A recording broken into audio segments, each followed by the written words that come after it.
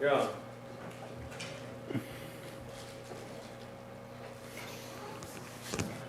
It's a great pleasure to have Dan Feldman here. So he'll be telling us a lot of really nice and amazingly useful things about corsets.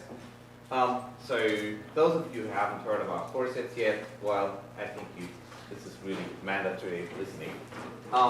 So he is in between several institutes right now, just moving from the MIT, where he's a postdoc, to the University of Haifa. And yeah, it's a great pleasure to have him here and tell us everything about corsets.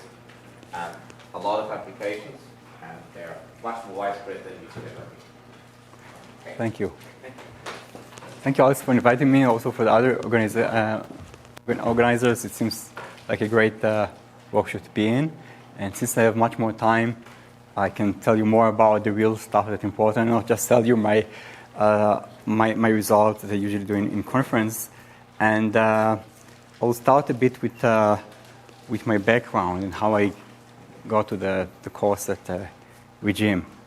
So when I was a graduate student, I worked with several startups. It was in the around 2000, before the bubble exploded. And I worked with a company that tried to do personalized coupons. So for credit card companies or for other type of large supermarkets, we try to give the right coupons for each person. And I tried to improve the classifiers of the company. And one of the things that happened to me, and maybe happened to you, that every day I had another idea how to improve things. You spend a few weeks to implement this, and it looks like a great idea, but nothing works. And you spend another 2 weeks and nothing works. So I decided to start work with academic paper. So you download papers that show how to solve the problem, and it looked amazing in the paper. They show how the results significantly improve compared to the state of the art. And I convinced my boss to give me a month to implement this kind of papers. And again, it never worked on my data. It always worked on the paper, on their data. And I think in image processing, they used to say that to get a master, you need to show that your algorithm works on 5 images, and in PhD, it's 10 images or something like this. So it's really, it was really frustrating. So that's why I decided to start with a more theoretical algorithm that have a provable guarantee that the algorithm will also work on my data and on your data, not just on the papers, which is much harder, but then we have some guarantees, and there's less probability that we'll get nothing. So in the company, we tried to, one of the tools that we used was the decision trees. So we take the data, and instead of computing one decision tree, which is a well-known classifier, I hope that you already know it, we try to separate the data to several subsets and compute decision tree for each different subset. And then the final classification was based on the result, like majority vote, of all these classifiers. It's all an ensemble classifiers, it's called today. The idea is take a lot of small classifiers on different data sets and try to combine the result, like several weak classifiers, several judges that try to decide together, not just one model or judge. And the question that I try to think about is how to partition the data to get the optimal solution. Instead of just random separate the data, or partition the data into points, let's try to do smart partitioning. So I went to my supervisor, Amos Fiat, and we tried to prove things and realized that even for one decision tree, no one understands how exactly it works. It's mainly about heuristics. So we moved to neural networks, and it was even worse. And then Professor Fiat suggested me to reduce the problem. Every meeting, let's take just 2 decision trees. Okay, don't work. Let's like two small classifier, 2 separate vector machines. Until then, eventually we just reach this problem. We have endpoints on the plane. Just classify them by 2 lines. So 2-dimensional space, you have endpoints approximated by 2 lines, say that the sum of square distances will be minimized. And I said, come on, I just came out from computer vision. They do faces recognition in high-dimensional spaces and all this stuff in big data outliers. What is 2 lines? I mean, come on. He said, okay, so give me how to solve it. And it turned out there is no algorithm to solve this problem with provable results. And I'm talking now 2-dimensional space, small data, nothing. So eventually this was my master thesis. And when I started my PhD thesis, I tried to have more algorithms that will work on what we call today big data, and that will be much faster, almost linear at time. The previous algorithm was too theoretical. So I read the paper by Matuszek. It's called K-means clustering, and it was the first probable algorithm for K-means clustering that ran in near linear time. But actually, it was n multiplied by log n, exponential to something huge, k over epsilon or something. And it was about, I think the full version is probably about 100 pages, but the original paper was about 40 pages. And you can find every technique in computational geometry you can find in this paper. It was a really highly theoretical paper with a lot of techniques that are totally impractical, very hard to implement. And the result was also, I mean, it was n multiplied by something, but this something was quite huge. It had all the problems that people complain about theoretical algorithms. And I spent a year about learning this paper. And I'm very happy about this, by the way, because this when I learned all the classic technique, I learned the language that I use today. And a lot of people do the mistake that they try to print millions of papers from the web, and every day convincingly they read 10 papers. It's much, much better to take one paper, spend a month on one good paper, and then continue. And you see that actually all the other 100 papers are just small variation usually. For most of the techniques that me and also I see my friends use, there's some main important ideas that are very hard to understand and solve. But once you understand them, it's very easy to read all the other related papers. But if you just read, it's a bit like, when we learn for an exam, there are a lot of people that today I read the notebook. You just go over the page and move your head, but you actually didn't learn nothing. You need to solve exercise and need to make sure that you understand every proof. And so I spent a year in this until my supervisor said that I won't get a PhD just because I understood this complicated paper. And then it was talk 2004. There was a paper by Cyrilla R. Peled and Matsumdar, and it's called Corset for K-mean clustering. And after 3 pages, they show how to solve the K-means problem. 1 plus epsilon provable approximation. And all you need for reading this paper is a multiplication table. It really was a simple technique, nothing sophisticated, 10 lines in MATLAB, and that's all. And that's when I fell in love with the Corset idea. And the rest of my PhD was to generalize this result for lines. And actually, we have the first Fox paper. It was also very hard because everyone was very pessimistic. Actually, Cyrilla Peled himself come to visit me and say that after thinking a lot about it, this is probably impossible to have Corset for my problem.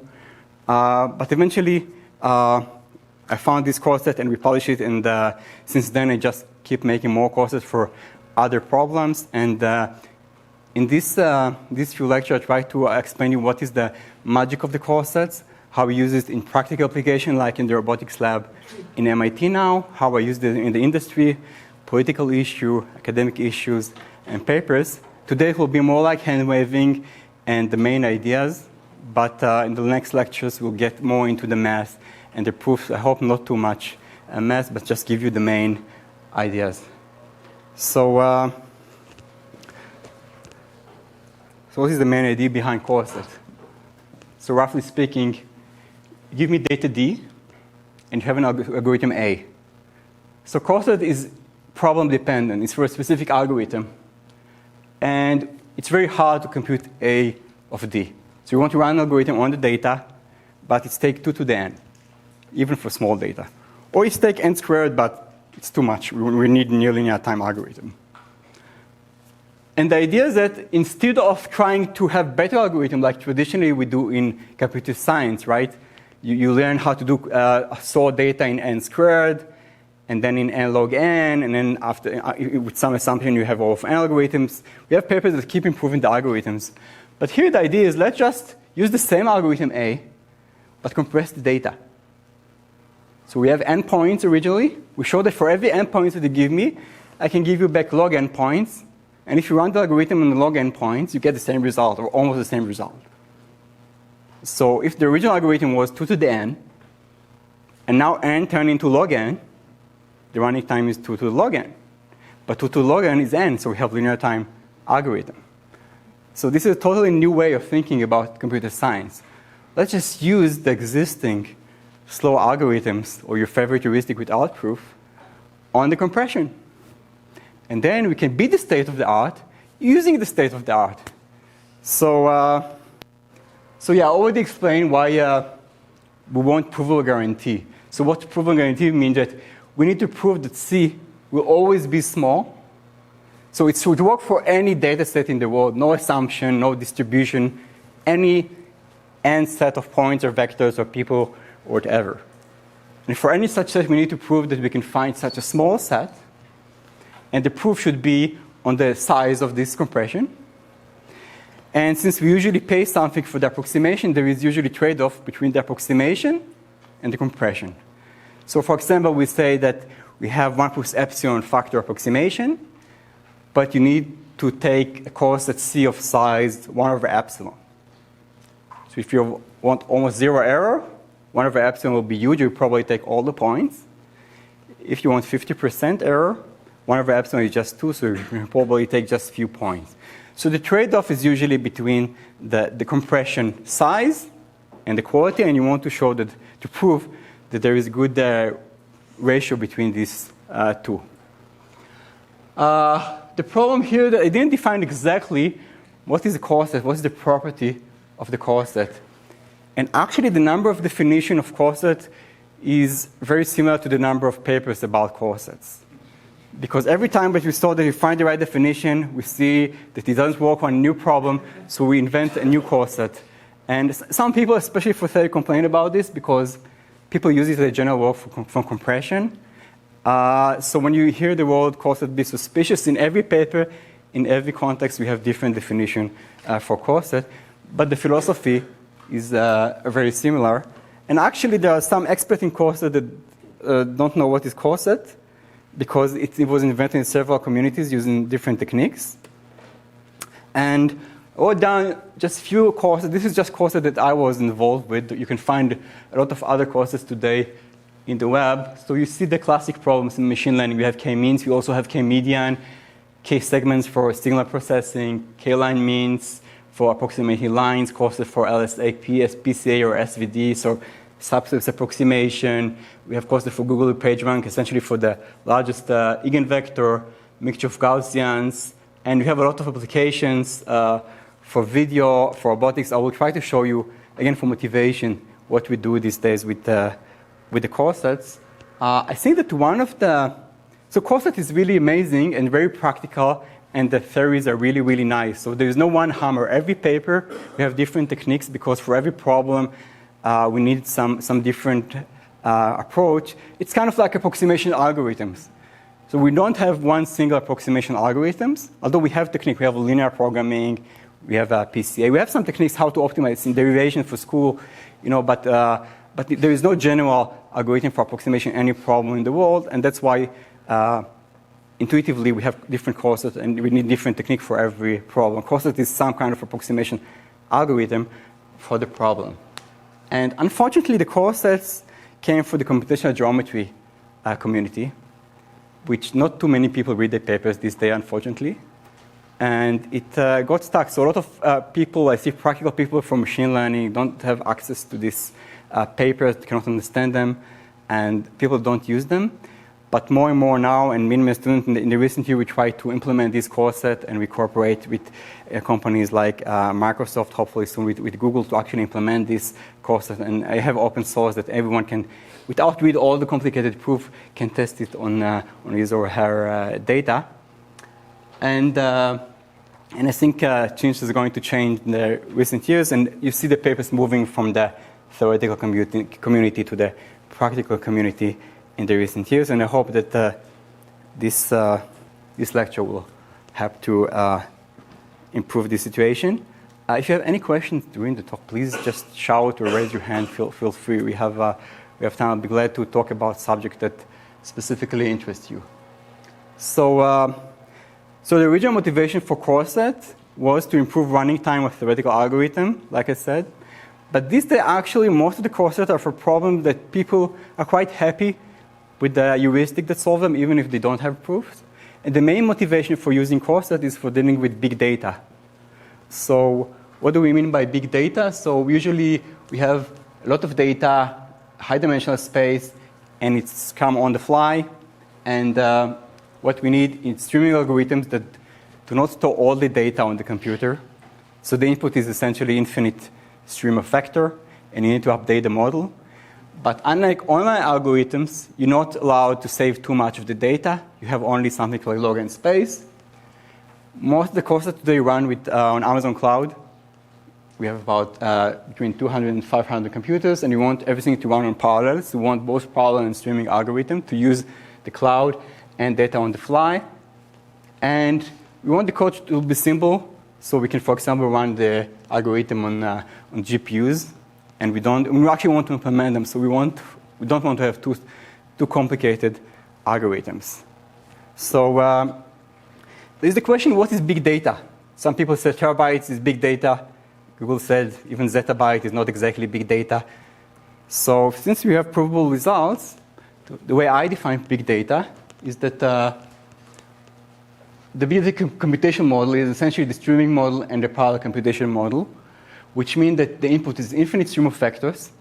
You have one pass over the data, and n is the number of points or vectors or samples that you saw till now. And you're allowed to use only log n memory during the scan. So log n is small. Even if you Google, log n is quite a small number, right? Number of atoms in the universe is, I don't know how much, 2 to the 400. So the log is just 400. So log n is a small number. You should know it by now. And if we have a lot of machines, or computers, or threads, or whatever, we want that the running time, the update time per new point, will be divided by the number of machines. So if you have 2 machines, the time should be half the running time. So this will prove that we actually take advantage of the machine. And the nice thing is that we don't need to take all these sophisticated parallel algorithms classes. So from what I remember when I tried to debug the algorithm that I implemented in these distributed computing classes, when you have a bug, the conclusion was the best thing is to just delete all the code and start again from scratch. I don't know if you took one of these courses. Most of the class actually agree that this is the best thing to debug things. Just you don't have a chance. It's so complicated. So fortunately, with Corset, we don't have this problem. It's very related to the approach of Hadoop. Actually, you can implement Corset using software like Hadoop. And today we work with MATLAB. They have now, we are early adopter of MATLAB for the big data toolbox that actually run on Amazon Cloud.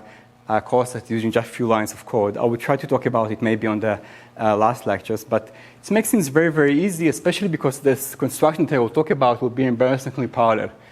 Embarrassingly parallel means that you just have one algorithm and you run it independently on each computer. Each computer returns you the data, and that's all. There's no interaction between the machine. It's very easy to debug things, and it's very easy to check the result in this framework. So what is exactly type of course that we have? There is no general definition, but what are the examples that we have? So the classic example is that the original course that I think was about subset. So you give me n point, and the log n is just a subset of the input, and you prove something about this subset, the quality. Or usually log n over epsilon, where epsilon is the approximation error that you want. So again, you want smaller error, you need to take larger courset. Over time, actually, we say why to take subset. For a lot of problems, we say that you cannot find subset, but there is a small set that you can compute, which is not a small subset. For example, take the points and project them on a random subspace, like in Johnson-Lindenstrass lemma. So reduce the dimensionality, you get new points that are not part of the input, but low dimensional space, and you have a lot of properties that you can prove on this kind of dimensionality reduction. Then when we want to solve a problem like k-means, then essentially, suppose that you have minus of point here and 1 point here. So a good course intuitively will be, take 1 point, this point with weight 1, and 1 point here with weight million. So every point have a weight that represents how many points you represent in the original data. Makes sense, right? So this is why we had to use weighted subsets. So every point has a weight, how many points they represent in the original data. Again, intuitively, millions of points near each other, just replace them by 1 point with million of times the duplication of this point. This is the weighted subset. Recently, we also find out that sometimes for approximating the cost, we need an additive weight. So take the cost of the corset and 100, or some strange numbers like this to approximate the original cost. And again, we have different kind of corset definition of the property of the corset. This was about the construction and the type of the corset, but what we can guarantee on the corsets. So the most general version is what is called strong corset. So usually we assume that we have a family of queries: decision trees, supported vector machines, neural networks, lines, horses, whatever. But you have a family and you want to find the best one in the family. So strong corset doesn't talk about the best one. It just say that for every query in this family, for every shape, the cost, the sum of distance, or whatever cost you define on the corset, is approximately the same as in the original data. So it's for every feasible, it approximates any feasible solution. This is what I call strong corset. It turned out that if all you want is to approximate the optimal solution or find the best model of your data, we can have much smaller corsets, and sometimes you call them weak corsets. And during the recent year, we actually have some small sets that all we know about this set is that they contain some good approximation of the optimal solution. So we just reduce the data for this point and start to search a solution for this small space, but we cannot say something directly about these points and their connection to the optimal solution. That's just the space that is spanned by them contain the optimal solution. And not too much, but we have at least two types of private corsets. So private mean in the term of differential privacy, which are very hard theoretical guarantee from the crypto guys on how to preserve privacy of users. And private corsets intuitively mean that not only you compress the data, but you cannot learn almost anything from the original data based on the corset, but you can still solve the optimization problem that you wanted. So the first corset was in stock 2009, I think. And we tried to implement it again very recently. Mainly the most common the corset that people use without calling it corsets is just uniform random sampling. So for example, in this paper, we want to do image denoising. So you get a noisy image, and you want to clean the noise.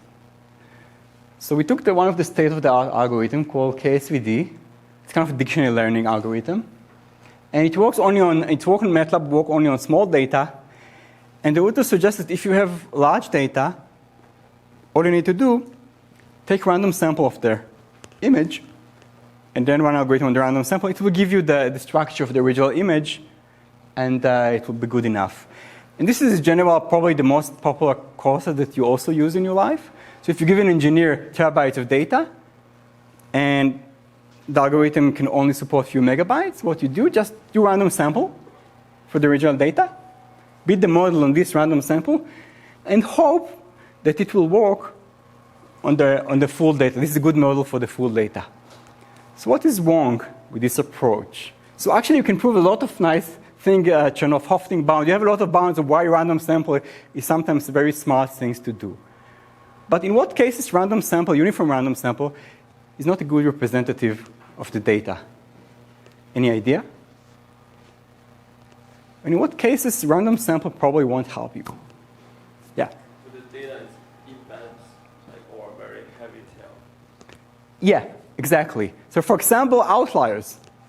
So you have a lot of points here. You want to do clustering of this data, and you have here clustering the infinity. It's a very small cluster. But this is the important cluster usually. These are the terrorists. These are the rich customers. This is the popular user or customer. But you actually want to find these guys. This ruin your database, or this ruin your world, or whatever, and you want to find them. So random sample is good for marketing to know what is the mainstream. But if you have millions point here and 5 point here, you won't find these 5 people using random sample. In Corset, we're allowed to use linear time algorithms. Sample actually is very fast, right? Because sample is actually sublinear time. If you have all the data and you have random access machine, you can just take record number 1 million. You just take random sample and in sublinear time sample from this point. Corsets are not that fast. In Corset, the deal is that you're allowed to have one scan of all the data. You remember, you have n vectors, and you scan them, so you're allowed to see every input once. You cannot go back, but you're allowed to see every input once. And you're allowed to look on all these points and scan them, and then tell me what is the right corset for this problem. So it's take linear time. You see all the data. It's not just sampling, but then you have a chance to catch this guy, and we reach them and say, actually, I think these guys are outliers, and I want them in the corset. But again, how to do this provably, and how to manage. We don't assume anything about the order that you get the data or you scan them, but we still want a provable guarantee that we'll catch these guys. For example, if you want to do clustering for this data. And this is the main difference between, for example, uniform random sample and Corset. So what we do instead is we, for example, in importance sampling, we define distribution on the points. And instead of instead of uniform random sampling, we use non-uniform random sampling. For example, if you have minus point here, 1 point here, you need to sample this point with high probability, and any point here with low probability. So each point here will be chosen with very low probability, but since you have so many points, you'll probably choose one of them. This one is only one, but you have probability of half to choose it, so you'll probably choose it eventually. And the weight is kind of inverse proportional. Again, we'll talk about the theory, but I just try to give you the intuition. This guy here will have weight 1. This guy, and very high probability. Every guy here will have very small probability to be selected, but when you select it, it will get very high weight because it represents all this community. So that's why we have a sign of sensitivity. What's probability to choose this point? How it's important to take this point to the corset? And a multiplicative weight, how many points you represent, which is about 1 over this sensitivity. And of course, the problem is how to choose this importance sampling. And it's interesting, when I talk, for example, with, I think even in Berkeley, for example, with a professor that have a lot of experience about k-means. And when I told him about the Corset, I said, of course, just use sampling and then solve the problem. And I explained it that random sampling won't work. And it's, of course, you need to choose non-uniform random sampling. That's what we do here. Then you solve the problem. And I was a bit shaky. Maybe there's another community that already solved the problem, and I just reinvent the wheel. But then when I asked, what is the exact distribution? Now we're in problem. And then it wasn't clear. And this is when we solve, we have provable results for such famous problem. Usually a lot of smart engineers already thought about the direction, but they didn't know exactly how to calibrate the machines and the parameters, and they end up sometimes with millions of parameters and rules. In theory, sometimes we just add for this distribution just 2 numbers in MATLAB, so add 1 over n to the popular heuristics, and that's all. Sometimes take a year or 3 years to add, but in the end of the day, you just change the distribution. Of course, after you make the change, everything makes perfect sense, and you saw the engineer said, of course. But this is where the theory helps us to actually nail down the right parameters of the data. So, for example, in this case, the classic heuristic for k-means was just find a good approximation or some heuristic to find the best cluster, and then sample the points based on the distance from the center. So points that are very far from the center should be selected with high probability. Corsets that are very close to the center shouldn't be selected with too high probability. And the only things that we did in the first paper was to add to the distribution 1 over n, or more precisely 1 over ni, when ni is the size of your cluster. So it turns out that, for example, if this cluster is in infinity, it's very far, even if you're very close to the center, we want you in the corset.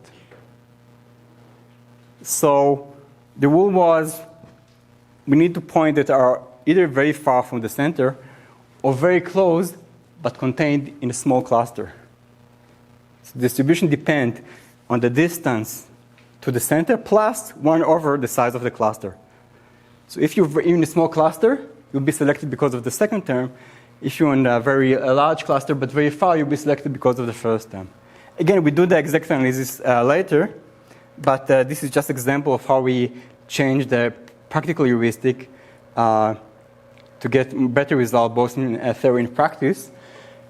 And for the problem of the image, you see, for example, in this image, if you do random sampling from points here, or patch, usually they use just small squares, which they call patch and sample, to get an approximation of the image, it probably will be a bad idea because you'll miss on the important points here.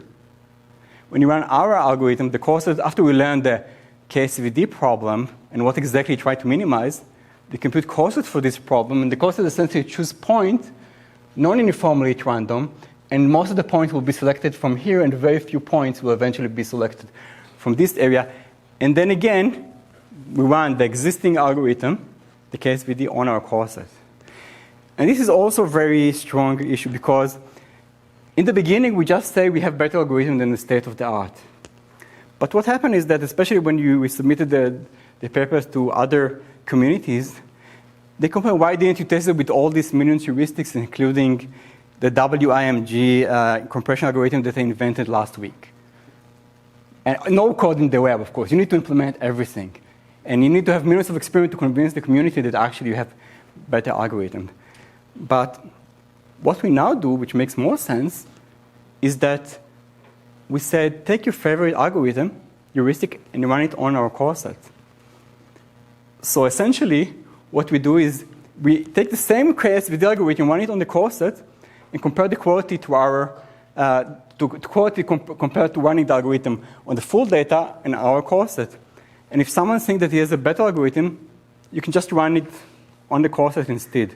So all I need to prove is the compression is good. Even if the heuristic have no proofs at all, that's okay because the community also believe it works. So we have proof for the compression part, and then you just use fast heuristics on the Corset. So you don't really need a proof. And that's also a good combination between the theory community and the practical community.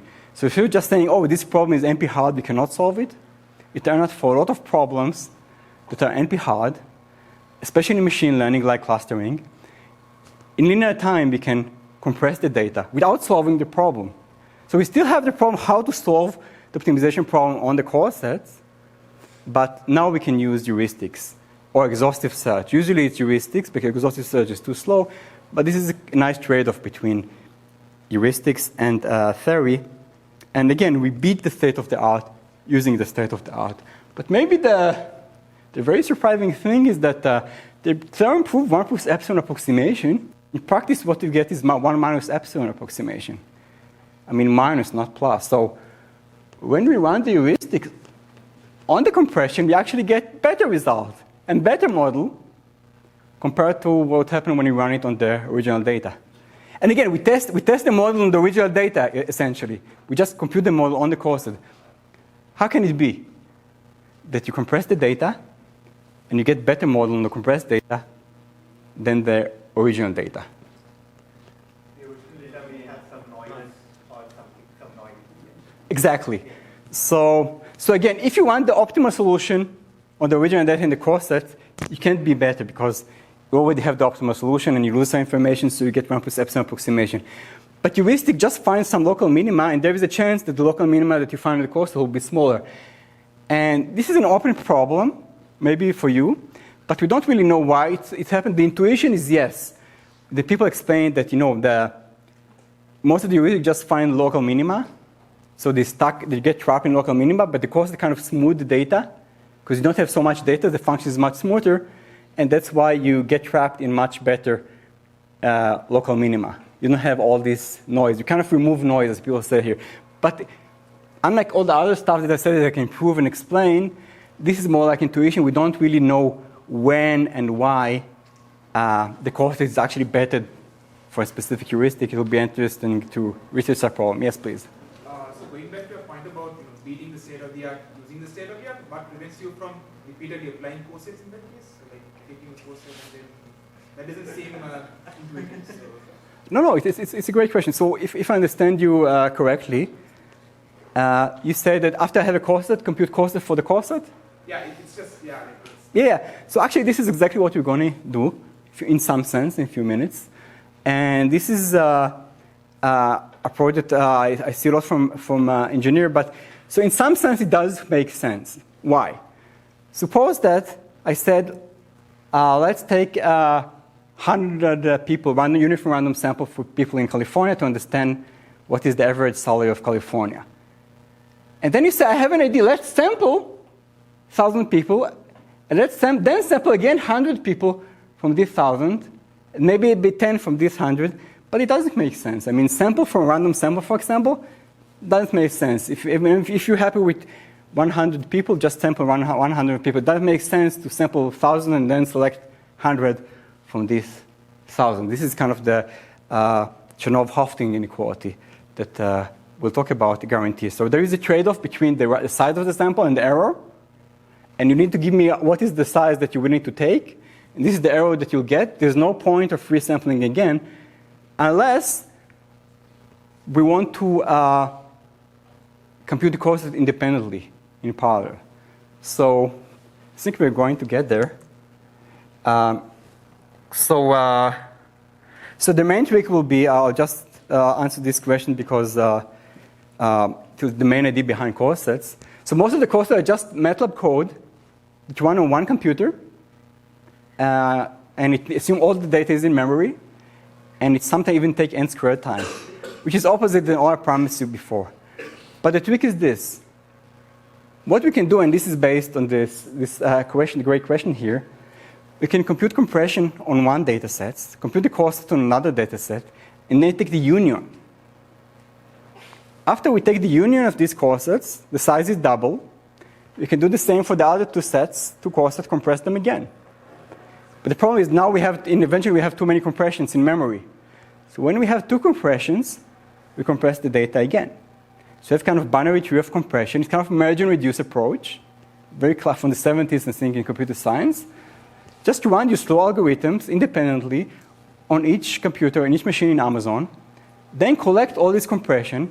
You have a lot of compression. If you want, you can compress them again. But that's it. And then run on the morning your algorithm on the small data that you get. So all the night we compress the data. On the day we have a small set of data, and then we run the exhaustive search on this small data. So what kind of techniques that we have to use to compute corsets? So one of the first techniques was exponential grids. So just take a grid with a lot of squares, half transform if you heard about this, and take one representative for each cell. So if you have millions of points here, there will be one representative, a lot of points here, one representative. And again, you can see ideas like this from the 70s, like just cluster points that are very close by just putting cells on the data. The main question was, what is the size of the cells? And what is the area? If you choose too many cells, you'll have too many representatives. If you choose a very large cell, you have representative, but maybe you have a huge cluster in one cell. What corsets try to do is try to have grid that are optimal in the size and the resolution to have provable guarantee, and this probably we'll talk about in the next talk. The other approach based on random or non-uniform random sampling, I already mentioned them. Define non-uniform random distribution on the data and then take non-uniform random sample. Other techniques are based on deterministic algorithm that is kind of greedy. Take a point, take the farthest point for this point, you have two representatives. Take the farthest point from these 2 points, you have third representative, and continue until you don't have more budget for more points. This should be a good representation of the data for some problems. So this is called gradient descent or hill climbing algorithm related to the Frank-Wolf algorithm. In some sense, PCA, principal component analysis, works this way. You find the largest singular vector, project all the points on the orthogonal, and continue recursively, so it's kind of greedy. And actually, a good approach to first reduce the dimension of the data is project the points instead of random subspace on the first principal vectors of the data, first principal components, and then try to solve the problem there. And the last technique is called bi-criteria approximation. So the problem with, for example, the importance sampling that I presented before, it was here, right? So I tell you, find the optimal solution, and then sample point according to the optimal solution. So if you have millions point here and 1 point here, first find out that there are 2 clusters in the data, and then sample according to this cluster. But you have kind of chicken and egg problem. Because in order to know what is the right distribution, you need to solve the problem. You need to cluster to find the right clusters. But that was the motivation for computing the corsets. In other words, usually the first step in corset construction is solve the optimal problem and use this to find the distribution. And when people see this, they're shocked. I mean, all the motivation, the reason why they listen to you is to solve the optimization problem, and the first line of the algorithm is solve the optimization problem. What the reason it makes sense is that we don't really need to solve the optimization problem. We usually just need some very rough approximation that is called bi-criteria approximation. This is the last line here. So again, I will talk about it more formally, but in general, you have constant factor approximation in computer science. For example, you want case centers to approximate the data. So constant factor approximation means that the cost can be at most twice or 10 times the optimal cost. This is the classic constant factor approximation in computer science. Bi-criteria also means that you can take more models or more centers to use to approximate the data. And usually we can compute this approximation very fast. And based on this fast guess of the right solution, we compute a corset on the data.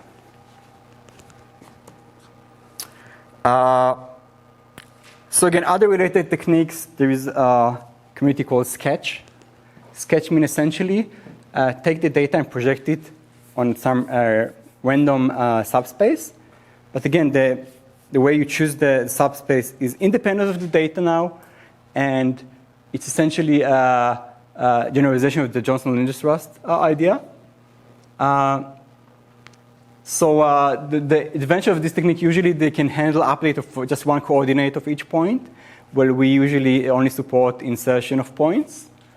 And the disadvantage is that usually you need to assume something about the coordinates that are, for example, in the integer grid between 1 till n to the 5. You have some constraint about the numbers, the numbers that you actually can use. Another community called property testing. They're actually aiming to answer questions in sublinear time. So again, in Corset, we're allowed to scan all the data. In property testing, we try to answer the question by just using sublinear queries. For example, if you want to know what is the average age of the people here, can you take just several random sampling and then decide based on this, for example. But you're not allowed to look over all the data, which is quite different from the Corset approach. So next, let's talk about some application.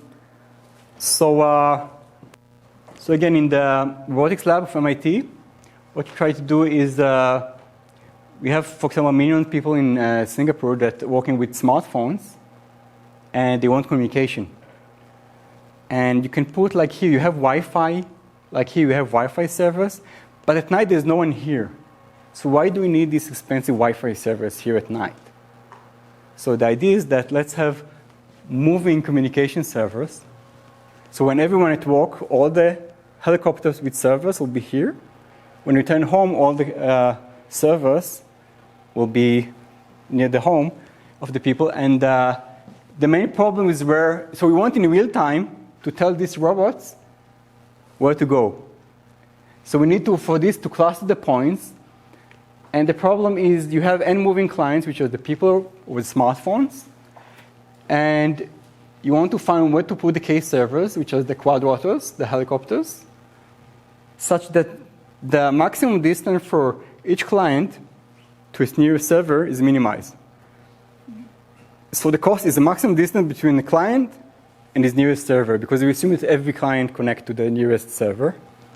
This is, of course, an NP-hard problem, as you probably know, but it turned out that just computing Corset for this problem is very easy in linear time.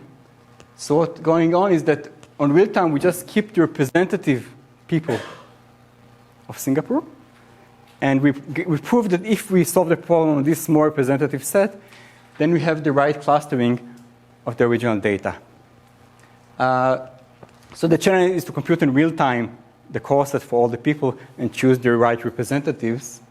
Another problem is that we actually have some constraint. We actually want the servers to be close to each other in some sense. Yes? Do you update the corsets like dynamically? Yes. We'll talk about how to do this, but yes. So it's small Corset, but you need to update them dynamically. For example, so let's see a short movie. So yeah, I tried it also in my kids and their friends. So you have these walking robots, try to catch them. And the winner is the one that is farthest from the robot. So the robot tried to find few representatives of the kids and solve the problem in real time. And then moving in the room. And here you see So this is the real experiments with the quads.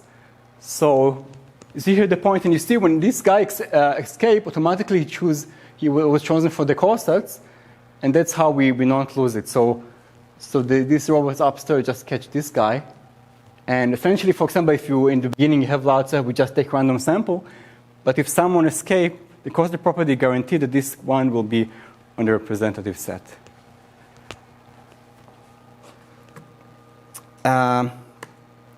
Another motivation. So there are trying to find it. I think that it is, yeah. So there are millions of startups today with robots. They essentially suggest you to take a GoPro, which is a camera, on a robot, and take a picture of you. For example, here in the... Why you cannot see what I see?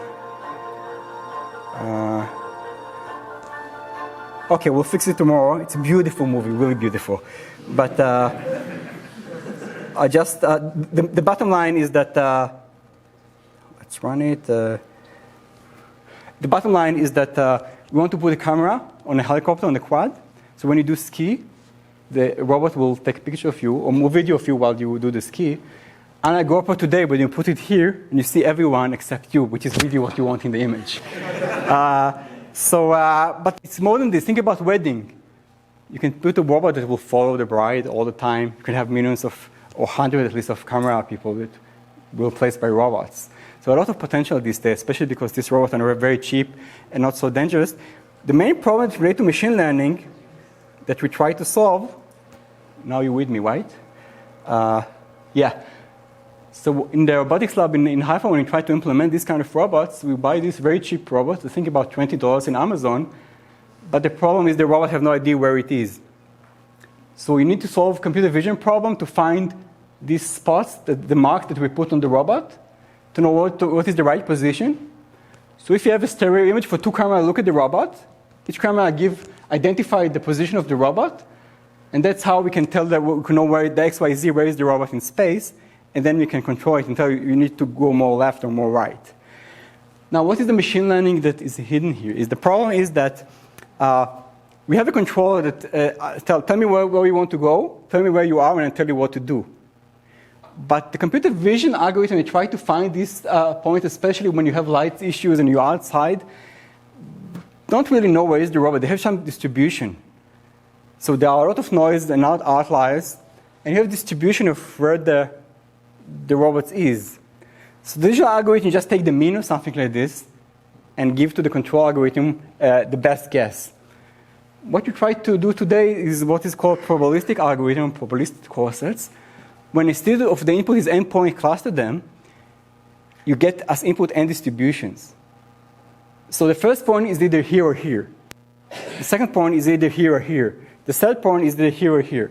It's the same with people. So Danny is not a single point on space with good probabilities at home and with good probabilities at work. So the input is this probabilities of people or points. And now instead of minimize the sum of square distance, for example, we want to minimize the expected cost. What is the expected sum of square distances? So that's how we recently have, for example, in the last sausage conference, we published the first corset for probabilistic corset for the minimum enclosing ball. So what is the minimum ball that will cover all the points, but you have this n distribution instead of n points. And now we try to generalize this for this kind of computer vision problems. And we take, again, the state-of-the-art computer vision algorithms to solve this problem and combine them with the controller to find the best combination to compute the corset of where probably the robot is and what points we need from all the image to approximate the position of the robot. And now we're not talking about linear time or nonlinear time, we're talking about real time. So you have about 5 milliseconds to answer the question. So now the algorithm should be really, really, really easy and fast. And we have much more challenge, and Corset, again, is a great approach for solving these kind of problems.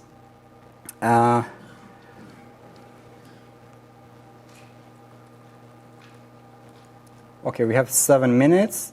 I will mention a few other applications.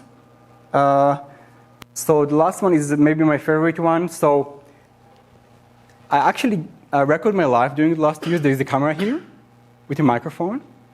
and people don't see it, but essentially it's connected to a cable also, and I record my entire life in the last 2 years, and the main challenge is that, for example, if I want to send a picture of my kids to the family, it's a big data problem, and in the end of the week when I want to send them the picture, even if I have a real-time algorithm, it will take a week to scan all the data.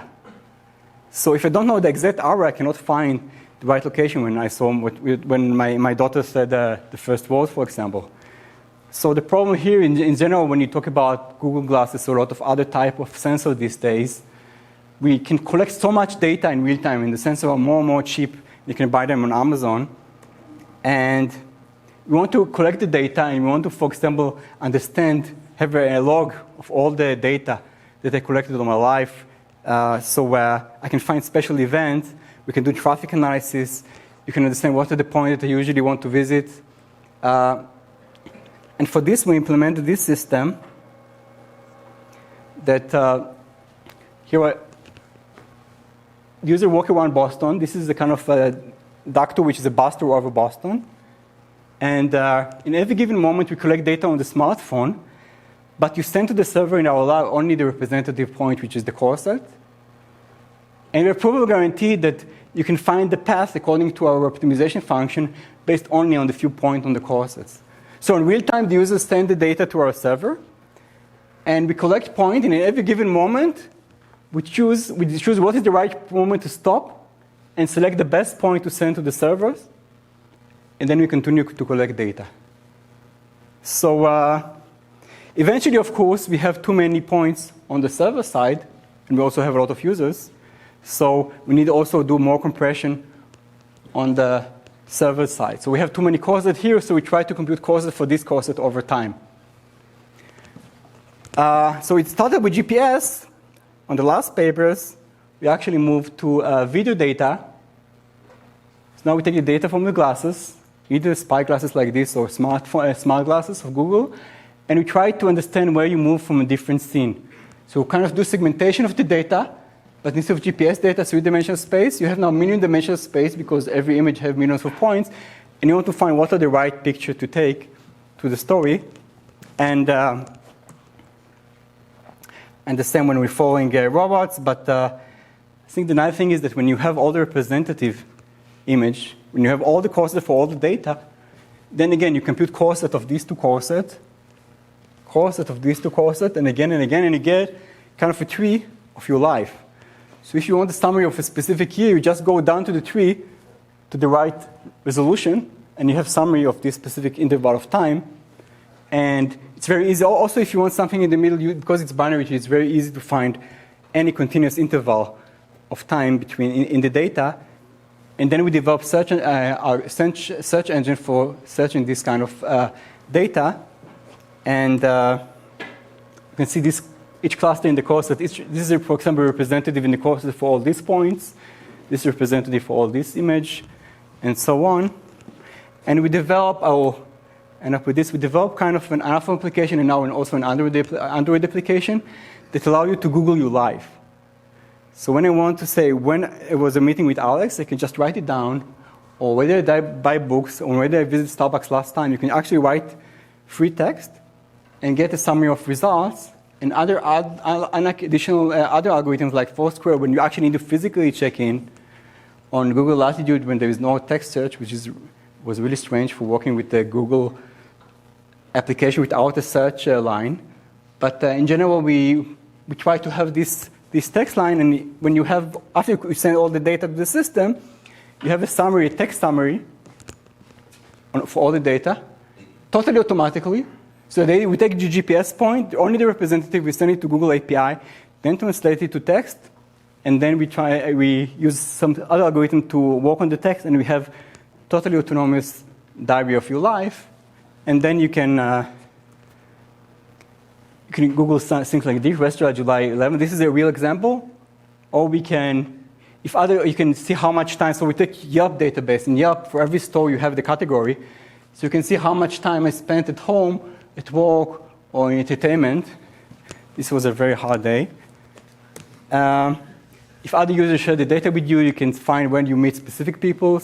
and so on. And we add more and more. Again, currently just support GPS. Very soon it will support video data. And how to actually compute this kind of diary, we'll start to talk about it tomorrow. And we'll be more and more formal. And all the things that I mumble here, I will try to define formally what exactly you're trying to do, how you want to do this, the proof. It will be less fun than now, but I think that you will learn much more. We have another at least 1 minute, and I'll be glad to answer a question. If I don't answer your question, feel free to just jump on me. Without the family here for a week, it's like heaven, so I have all the time in the world. So please come and talk with me. Tell me about your application, what you want to do Corset for. Maybe I can help you with this, and I'll be glad to hear about your work, either in academia or in the industry. Thank you very much. More questions? Yes? So one of the important things in text applications is the lexical coverage. For example, if you want to do syntactic parsing or translation, you really care about having a good coverage over all the possible words, or as much as you can.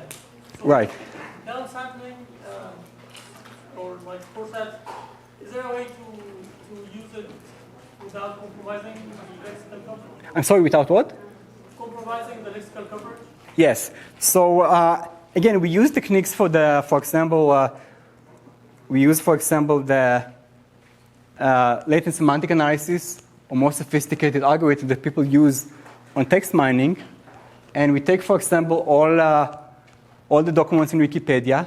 So a row is just a document, and the column is a word. So and it's a very sparse vector. So you have all the words in English on the columns, it's a few millions. And for every document, you have a few million documents. And you just want to write 1 if the word appears in the document, or 0 if not. Frequency term document metrics, they call it, right?